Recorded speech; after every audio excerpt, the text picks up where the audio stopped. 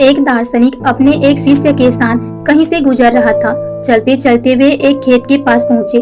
खेत में अच्छी जगह स्थित था, लेकिन उसकी हालत देखकर लगता था कि मानो उसका मालिक उस पर जरा भी ध्यान नहीं देते। खैर, दोनों को प्यास लगी थी, सो वे खेत के बीच बीच बने एक टूटे फूटे घर के सामने पहुंचे और दरवाजा खटखटाया। अंदर से एक आदमी निकला। उसके साथ उसकी पत्नी और 3 बच्चे भी थे। सभी फटे पुराने कपड़े पहने हुए थे। दार्शनिक बोला, श्रीमान, क्या हमें पानी मिल सकता है? बड़ी प्यास लगी है। जरूर, आदमी उन्हें पानी का जग थमाते हुए बोला। मैं देख रहा हूँ कि आपका खेत इतना बड़ा है, पर इसमें कोई फसल नहीं बोई गई है और ना ही यहाँ फलों की वृक्ष दिखाई दे रही है, तो आखिर आप लोगों का गुजारा कैसे चलता है? दार्शनिक ने प्रश्न किया। जी, हमारा पास भैंस है, वो काफी दूध देती है।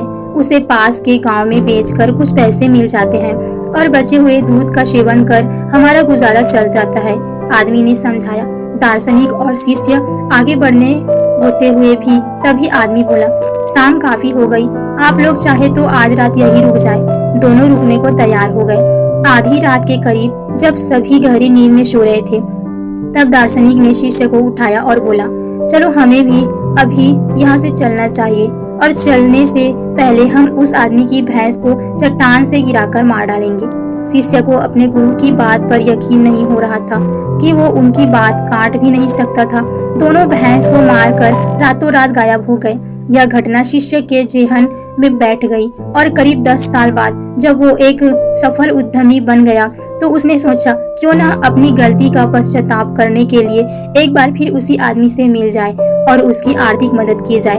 अपनी चमचमाती कार से वह खेत में सामने पहुंचा। शिष्य को अपनी आंखों में यकीन नहीं हो रहा था। वह उजाड़ खेत और फलों के बगीचे में बदल चुका था। टूटे फूटे घर की जगह एक शानदार बंगला खड़ा था और जहां अकेली भैंस बंधी थी, वहां अच्छी नस्ल की कई गायें और भैंस अपना चारा चर रही थी। शिष्य ने सोचा कि शायद भैंस के मरने के बाद वो परिवार सब बेच बाच कर कहीं चला गया होगा और वापस लौटने के लिए आदमी कार स्टार्ट करने लगा। तभी उसे वो 10 साल पहले वाला आदमी दिखा। शायद आप मुझे पहचान नहीं पाए, सालों पहले मैं आपसे मिला था। शिष्य उस आदमी की तरफ बढ़ते हुए बोला, नहीं नहीं, ऐसा नहीं है, मुझे अच्छी तरह याद है, आप और आपके गुरु यहाँ आए थे, कैसे भूल सकता हूँ। उस दिन ने तो मेरे जीवन ही बदल कर रख दी। आप लोग तो बिना बताए चले गए। उसी दिन न जाने कैसी हमारी भैंस भी चट्टान में गिरकर मर गई।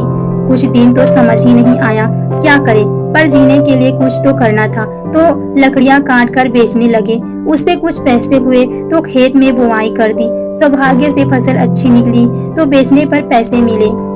उस फलों के बगीचे लगवा दिए और यह काम अच्छा चलना पड़ा। और इस समय मैं आसपास के 1000 गांव में सबसे बड़ा फल व्यापारी हूँ। सचमुच ये सब कुछ ना होता अगर उस भैंस की मौत न हुई होती। लेकिन यही काम आप पहले भी कर सकते थे? शिष्य ने आश्चर्य से पूछा।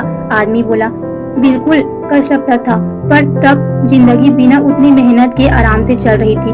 कभी लगा ही नहीं कि मेरे अंदर इतना कुछ करने की क्षमता है, तो कोशिश ही नहीं की। पर जब भैंस मरी तब हाथ पांव मारने पड़े और मुझ जैसे गरीब बेहाल इंसान भी इस मुकाम तक पहुंच गया।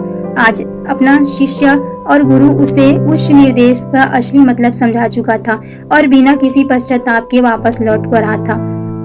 तो फ्रेंड, कई बार हम परिस्थितियों से इतने आदी हो जाते हैं कि बस उसी के साथ जीना सीख लेते हैं, फिर चाहे वो परिस्थितियां बुरी हो या ना हो।